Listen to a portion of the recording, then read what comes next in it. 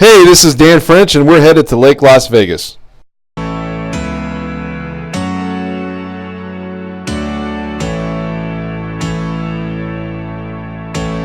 Hey guys, this is Dan French here shooting from Lake Las Vegas. Look at this view behind me.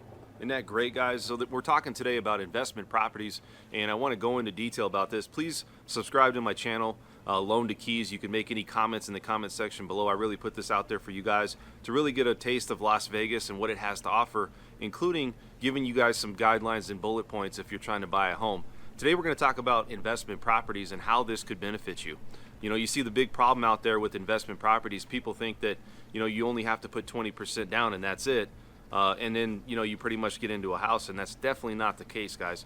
You have to look and see, you know, what is the amount of reserves that's needed. You know, huge returns on investment property, especially if you're turning it into Airbnb.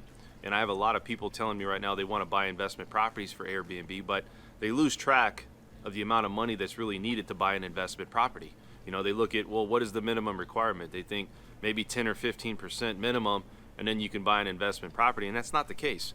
You know, you look at what is the minimum requirement for this? It's 20% down, okay? Plus you have to have what's called reserves, and everybody loses track of what reserves are.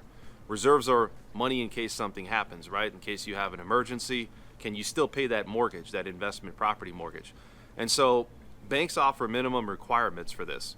Usually if you're looking at buying an investment property and then flipping it to an Airbnb, there is some restrictions, and you have to go into detail on that.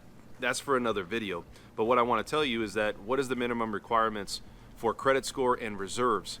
Well, you have to have at least 2% of reserves for every property that you own if you have up to 4 mortgages. So every property that you own, you have to have 2% reserve for PITIA, which is principal, interest, taxes, and insurance, including homeowners association.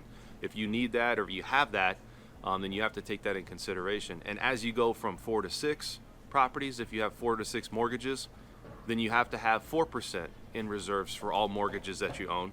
And then if you go from 7 to 10, you need 6% for reserves. So this is very important, because the underwriter will not approve you for a loan if you're trying to buy a property, which is a big thing right now, to turn and flip into an Airbnb property.